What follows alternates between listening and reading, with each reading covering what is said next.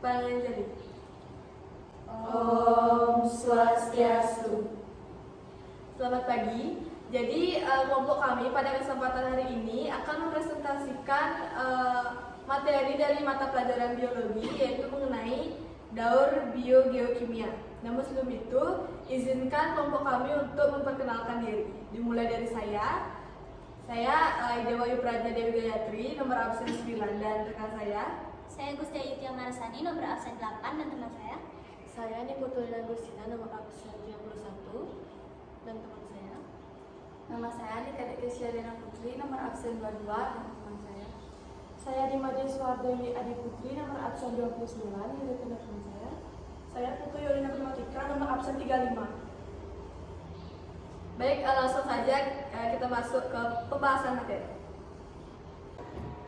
Baiklah, dalam presentasi kali ini terdapat 4 topik yang akan kami diskusikan. Topik yang pertama itu adalah daur karbon. Kemudian topik yang kedua itu adalah daur nitrogen. Topik ketiga adalah daur air, dan topik terakhir adalah daur fosfor. Untuk daur pertama akan kami jelaskan. Yang daur pertama adalah daur karbon. Apa itu daur karbon? Siklus karbon adalah siklus biogeokimia di mana karbon dipertukarkan antara biosfer, geosfer, hidrosfer, dan atmosfer bumi. Dalam siklus ini terdapat 4 reservoir karbon utama yang dihubungkan oleh jalur pertukaran. Reservoir tersebut adalah atmosfer, biosfer, terestrial, lautan, dan sedimen. Selanjutnya akan dijelaskan oleh teman saya. Nah, berdasarkan penjelasan tersebut, bagaimana sih proses terjadinya daur karbon? Yuk kita simak. Oke, dapat dilihat di gambar, ada beberapa siklus oleh daur karbon ini. Nah, mari kita jelaskan satu persatu. Nah, kita dapat lihat itu ada CO2 di atas. Nah, CO2 itu dihasilkan oleh erupsi, hasil industri, hasil pernapasan hewan dan manusia. Kemudian, CO2 yang ada di atmosfer tersebut diambil oleh tumbuhan untuk melakukan fotosintesis. Nah, tumbuhan yang melakukan fotosintesis ini kemudian mengalami respirasi dan melepaskan oksigen ke atmosfer. Oksigen yang terlepas ke atmosfer kemudian diolah kembali oleh manusia dan hewan sehingga siklus pun terjadi kembali. Nah, kemudian siklus kedua itu karbon dioksida yang dihasilkan oleh erupsi, industri, pernafasan hewan dan manusia itu terdorong ke arah lautan. Kemudian di lautan itu diserap oleh fitoplankton. Nah, fitoplankton ini kemudian mengalami fotosintesis dan melepaskan oksigen ke atmosfer. Nah, oksigen yang terlepas ke atmosfer kemudian dimanfaatkan oleh hewan dan manusia untuk melakukan pernapasan dan siklus kembali terulang. Atau jalur yang ketiga itu adalah, nah, sama seperti jalur kelautan tadi, CO2 atau karbon yang dihasilkan oleh erupsi, industri, pernafasan manusia dan hewan itu terdorong ke lautan. Nah, CO2 diserap oleh fitoplankton, kemudian fitoplankton ini dimakan oleh zooplankton, lalu zooplankton dimakan oleh ikan paus. Nah, ikan paus nanti akan mati dan kemudian lama-kelamaan akan berubah menjadi fosil. Nah, fosil ini kemudian akan berubah menjadi batu bara dan minyak bumi yang ada di tanah. Nah, batu bara dan minyak bumi ini dia akan dimanfaatkan oleh industri yang kemudian akan menghasilkan CO2 dan begitu seterusnya. Nah, sekiranya itu adalah kesimpulan kecil dari bagaimana proses siklus karbon dilakukan. Oke, untuk pertanyaan, teman-teman bisa bertanya dengan kami selaku pemateri siklus karbon di kolom komentar. Kami akan tunggu dan kami akan jawab. Untuk materi berikutnya, yaitu soal daur nitrogen, akan dijelaskan oleh teman saya. Di sini kami akan melanjutkan daur nitrogen yang penjelasannya akan dijelaskan oleh teman saya. Baik, saya akan menjelaskan daur nitrogen. Apa itu daur nitrogen? Daur nitrogen adalah pergerakan nitrogen dari atmosfer menuju bumi dan terjadi secara terus-menerus.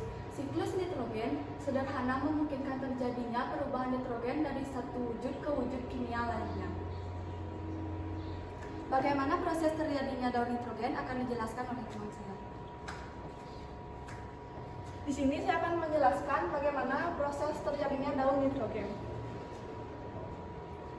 Proses terjadinya daun nitrogen yaitu yang pertama ada tumbuhan. Tumbuhan dimakan oleh hewan dan kemudian tumbuhan dan hewan mati diurai oleh dekomposer. Dekomposer berupa fungsi bakteri, aerob atau anaerob. Kemudian terjadi amonifikasi yang merupakan proses sisa-sisa tanaman serta limbah terurai oleh organisme. Kemudian menghasilkan amonia. Selanjutnya menghasilkan bakteri nitrifikasi. Menghasilkan nitrit, lalu nitrit kembali menghasilkan nitrifikasi. Yang kemudian menghasilkan nitrat, yang lalu dimanfaatkan oleh tumbuhan untuk mendapatkan energi. Atau nitrat menjadi bakteri denitrifikasi. Kemudian siklus terulang kembali. Sekian pemaparan materi daur nitrogen dari kami. Selanjutnya akan dijelaskan oleh teman saya. Baik, di sini kami bertiga akan melanjutkan pembahasan dari materi daur air. Nah, apa itu daur air? Jadi, daur air atau dikenal dengan istilah siklus air adalah sirkulasi air yang menggambarkan pergerakan molekul air atau H2O dari atmosfer ke bumi dan sebaliknya, yang tidak pernah berhenti sehingga membentuk rangkaian melingkar. Nah, itu tadi pengertian dari daur air. Nah, kita lanjut, bagaimana sih proses terjadinya sirkulasi air? Oke, siklus air yang ada di bumi ini memiliki beberapa tahapan, yang mana setiap tahapannya tidak boleh terlewat. Nah, jika hal tersebut terjadi, maka air tidak dapat terbentuk dan kembali lagi ke bumi.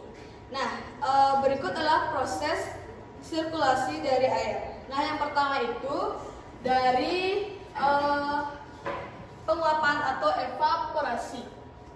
Nah, jadi dalam proses penguapan ini terjadilah perubahan air dari bentuk yang awalnya menjadi bentuk gas, awalnya cair menjadi bentuk gas. Nah, ketika matahari memancarkan panasnya menuju bumi, nah, keberadaan air yang ada di sungai, danau maupun lautan pasti akan menguap menjadi bentuk gas. Nah, molekul-molekul gas tersebut akan menguap sehingga naik menuju atmosfer melalui udara. Nah, yang kedua itu ada kondensasi. Nah, jadi kondensasi ini adalah suatu proses yang mengubah air dari bentuk gas menjadi bentuk cair. Seperti itu. Nah, ketika uap air naik menuju atmosfer, uap air tersebut menjadi lebih dingin dan mengalami perubahan bentuk kembali, yakni menjadi tetesan air kecil. Hal tersebut terjadi ketika uap air telah membentuk awan. Nah, lanjut ke proses yang ketiga, yaitu air hujan. Nah, ketika uap air telah membentuk awan, apabila terkena angin, pasti awan tersebut akan terseret mengikuti arus angin. Nah, jika terdapat begitu banyak air yang mengembun sehingga udara tidak dapat mendukung beratnya, maka air yang ada di awan tersebut akan jatuh ke bumi dalam bentuk hujan. Namun, tidak semua air di awan tersebut akan jatuh dalam bentuk hujan, sebab bergantung pada suhu udara di wilayah yang bersangkutan. Dapat berupa bentuk cair atau hujan, tetapi dapat juga berbentuk padat, misalnya salju, hujan salju, atau hujan es. Untuk proses selanjutnya akan dibahas oleh rekan saya. Baik, selanjutnya ada infiltrasi. Infiltrasi merupakan proses di mana air dari awan jatuh ke bumi melalui tanah, membasahi tanah. Lalu air tersebut kemudian berkumpul di bawah tanah, terutama di bagian lapisan batuan, pasir, kerikil atau disebut dengan akuifer air tanah. Tanah tersebut nantinya akan merembes hingga ke bagian bawah sungai, sehingga akan memberikan aliran air bahkan setelah hujan berhenti. Air ini sangat dimanfaatkan oleh akar tanaman untuk proses Selanjutnya ada limpasan. Limpasan adalah proses di mana air tidak meresap ke dalam tanah, melainkan mengalir dalam tanah. Air limpasan ini nantinya akan mengumpul di sungai dan kemudian mengalir ke sungai yang lebih besar. Yang terakhir ada transpirasi. Proses ini adalah ketika air menguap dari tanaman, terutama melalui daun. Hal tersebut juga berpotensi untuk mengalirkan uap air kembali ke udara. Selanjutnya akan dijelaskan oleh teman saya. Oke. Jadi dari penjelasan yang tadi dapat disimpulkan mengenai proses siklus air. Jadi air laut atau air yang ada di darat akan menguap, kemudian naik menuju ke langit dan berkumpul di udara sehingga membentuk gumpalan air. Nah, awan-awan yang terkumpul di langit tersebut kemudian mencair sehingga akan menimbulkan titik-titik hujan yang turun ke permukaan bumi. Nah, dari titik-titik hujan tersebut, sebagian ada yang langsung mengalir melalui sungai menuju laut. Sebagian lagi akan terserap menuju ke dalam perut bumi. Tetapi ada juga yang menggumpal menjadi es.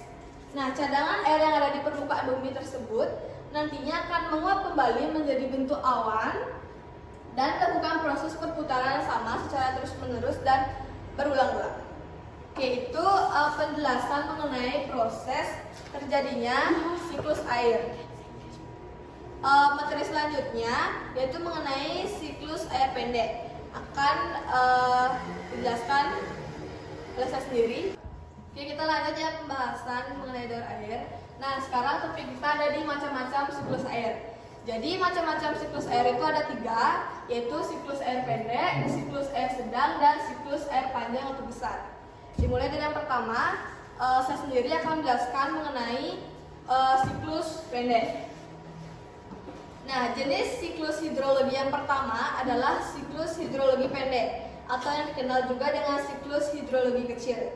Nah, siklus hidrologi kecil ini merupakan siklus yang paling sederhana karena hanya melibatkan beberapa tahapan saja. Adapun beberapa tahapan yang ada di dalam siklus hidrologi pendek atau siklus hidrologi kecil dimulai dari sinar matahari mengenai sumber-sumber air yang ada di bumi dan akan membuat sumber air tersebut menjadi menguap. Nih, sumber air ini akan menjadi menguap. Nah, karena penguapan tersebut maka akan terjadi kondensasi sehingga kemudian membentuk awan yang mengandung uap air. Dan awan yang mengandung uap air tersebut akan mengalami kejenuhan dan turunlah hujan di permukaan laut. Seperti itu. Nah, karena hujan di siklus hidrologi pendek ini terjadi langsung di atas permukaan laut, maka tidak ada tahapan pengaliran menuju ke laut lagi. Air hujan yang turun ke laut tersebut kemudian bercampur kembali dan mengalami siklus air kembali. Seperti itu penjelasan mengenai siklus pendek. Selanjutnya, penjelasan mengenai siklus sedang akan dijelaskan oleh teman saya. Baik, di sini saya akan mengasih siklus air sedang atau menengah. Siklus sedang ini berupa adanya uap air yang berasal dari lautan lalu ditiup oleh angin hingga bergerak sampai ke atas daratan. Setelah mencapai ketinggian tertentu, uap air ini mengalami proses kondensasi membentuk butir-butir air dan berkumpul menjadi awan hingga jatuh di atas daratan sebagai hujan. Air hujan di daratan nantinya akan mengalami kembali ke laut melalui sungai, permukaan tanah atau resapan di tanah. Nah, sesuai yang dijelaskan tadi, yang pertama itu ada penguapan. Setelah penguapan itu naik ke awan jadi kondensasi. Setelah itu kondensasi menjadi hujan. Percikan-percikan hujan ini akan membasahi tanah dan prosesnya akan terus berulang. Selanjutnya akan dijelaskan oleh teman saya. Baik, di sini saya akan menjelaskan tentang siklus panjang, tentang siklus hidrologi panjang atau siklus hidrologi besar. Nah, siklus panjang atau besar ini memiliki kompleks daripada dua siklus yang sudah dijelaskan tadi. Nah, beberapa tahapan dari siklus hidrologi panjang ini antara sebagai berikut. Nah, yang pertama itu ada matahari. Matahari ini menyinari seluruh permukaan bumi termasuk sumber-sumber air laut, danau, dan glacier. Nah, kemudian terjadi evaporasi. Nah, dari glacier ini bisa kita lihat air laut dan danau mengalami evaporasi. Nah, ini glacier mengalami evaporasi, penguapan salju dan glacier menjadi awan. Laut mengalami evaporasi menjadi awan, kemudian danau juga mengalami evaporasi menjadi awan. Kemudian awan-awan ini terdapat butiran-butiran hujan. Nah, terdoronglah dia ke permukaan bumi. Kemudian dari awan yang mengandung hujan tersebut, hujannya kemudian jatuh ke permukaan bumi. Nah, hujan yang jatuh ini ada yang jatuh ke danau dan jatuh ke permukaan bumi. Yang jatuh di permukaan bumi itu mengalami infiltrasi dan diserap. Nah, yang kemudian nanti air yang diserap ini akan dimanfaatkan oleh tumbuhan untuk mengalami transpirasi, sehingga dia bisa menghasilkan uap-uap awan juga. Nah, hujan yang turun ke danau tadi itu dia akan mengalir kembali ke air laut. Nah, kemudian di sini bisa dilihat ada hujan es atau salju. Nah, hujan es atau salju ini dia akan menumpuk di sini sebagai glacier. Nanti siklusnya akan terulang lagi, glacier mencair ke air laut atau mengalami penguapan menjadi awan dan siklus terulang lagi. Nah, sekian penjelasan tentang siklus panjang atau siklus besar hidrologi. Kemudian untuk pertanyaan bisa ditanyakan di kolom komentar yang akan disediakan nanti. Dan daur berikutnya akan dijelaskan oleh teman saya. Di sini saya akan melanjutkan materi yaitu daur fosfor. Apa itu daur fosfor? Daur fosfor merupakan salah satu jenis yang masih tergolong ke dalam proses daur biogeokimia. Fosfor dalam kehidupan yaitu senyawa yang sangat langka buat ditemui, tapi mempunyai peranan yang sangat dibutuhkan oleh makhluk hidup terutama tumbuhan. Selanjutnya, sifat-sifat daur fosfor. Sifat-sifat daur fosfor dibagi menjadi dua, yaitu sifat fisika dan sifat kimia. Yang pertama adalah sifat fisika. Umumnya, fosfor membentuk padatan putih dengan sifat lengket dan memiliki bau tidak enak. Fosfor putih lebih mudah menguap dan larut dalam pelarut nonpolar berzena, sedangkan fosfor merah tidak mudah larut dalam semua pelarut. Selanjutnya ada sifat kimia. Fosfor putih memiliki sifat sangat reaktif, mudah terbakar di udara, beracun dan maupun memancarkan cahaya. Selanjutnya terjadinya proses daur fosfor yang akan dijelaskan oleh teman saya. Di sini saya akan melanjutkan penjelasan tadi. Nah, bagaimana sih proses terjadinya daur fosfor itu? Oke, di sini ada gambar. Nah, saya akan menjelaskan ini daur fosfor ada beberapa proses dan saya akan menjelaskan proses pertama itu pelapukan batuan. Nah, proses pelapukan batuan ini itu siklus fosfor itu diawali dari sumber utama fosfor yang dijumpai dalam batuan melalui proses pelapukan.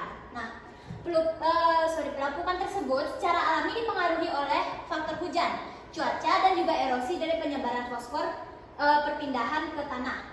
Nah, pada saat batuan yang mengandung fosfor terkena air hujan,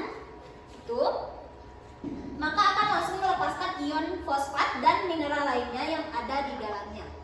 Kemudian, siklus yang nomor 2 itu akan diterangkan oleh teman saya. Kedua, terserap oleh tumbuhan, kemudian tanaman dimakan hewan. Penyerapan oleh tanaman dan hewan, fosfat yang sudah terkandung dalam tanah akan digunakan oleh tumbuhan, jamur, dan mikroorganisme sekitarnya. Sedangkan pada hewan herbivora dan manusia akan menyerap fosfor yang terkandung pada tanaman saat mengonsumsinya. Pada hewan karnivora, fosfor akan didapat pada saat hewan tersebut memangsa hewan karnivora.